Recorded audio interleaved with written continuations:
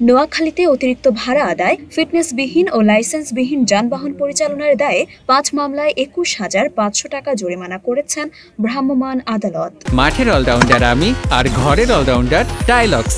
টাইলক্স toilet cleaner, clean মানেই টাইলক্স। সোমবার দিনব্যাপী জেলার বিভিন্ন স্থানে বাংলাদেশ সড়ক পরিবহন কর্তৃপক্ষ নোয়াখালী সার্কেলের সহযোগিতায় এ অভিযান পরিচালনা করা হয়।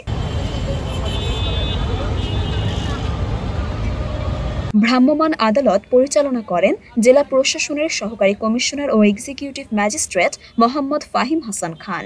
অভিযানে অবৈধভাবে বসা বিভিন্ন বাসের কাউন্টার উচ্ছেদ করা হয়।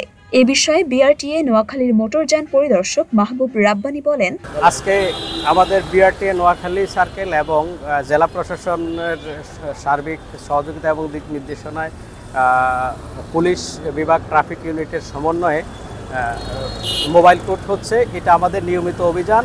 আমরা একটা অভিযোগ পেয়েছি যে এখানে অতিরিক্ত ভাড়া আদায়ের এবং যত্রতত্র কাউন্টার, আমরা এর আগেও কাউন্টার উচ্ছেদ করেছি এবং তারই অংশ হিসাবে আজকে অতিরিক্ত ভাড়া আদায়ের বিষয়ে আমরা এসেছি। এখানে আমরা দেখতে পেয়েছি ফিটনেসবিহীন, লাইসেন্সবিহীন এবং রুট পারমিটবিহীন গাড়ি চলাচল করছে এবং লাইসেন্সবিহীন চালক চলাচল করছে।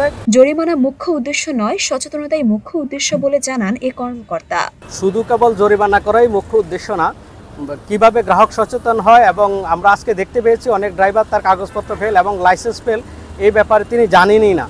কিন্তু এখন যেই সুন্দর ব্যবস্থা যে আপনি যে কোনো কম্পিউটারে বসে অথবা ঘরে বসেই আপনি ড্রাইভিং লাইসেন্স রিনিউর আবেদন অনলাইনে করতে পারেন, সেটার জন্য বিআরটিতে যাওয়ারই দরকার নাই। একদিন প্রশিক্ষণে অংশগ্রহণ করবেন, এছাড়া লাইসেন্স সহ এগুলা আপনার কুরিয়ার সার্ভিসে ওনার ঠিকানায় পৌঁছে যাবে, গ্রাহকের ঠিকানায় পৌঁছে যাবে। জনস্বার্থে এমন অভিযান অব্যাহত থাকার পাশাপাশি বিআরটিএ নোয়াখালী সার্কেল বিভিন্ন শিক্ষা প্রতিষ্ঠানে নিয়মিত কর্মসূচি পালন করে। সচেতনতার অংশ হিসাবে বিভিন্ন স্কুল, কলেজ, মাদ্রাসায় আমরা সচেতনতামূলক বিভিন্ন করে থাকি এবং বিভিন্ন সময়ে আমরা সড়কে ড্রাইভার এবং পথচারী যাত্রী সবাইকে আমরা সড়ক সচেতনতামূলক লিফলেট বিতরণ করে থাকি।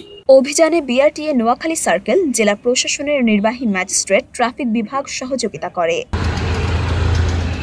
মরিয়ম মিম, ঢাকা পোস্ট।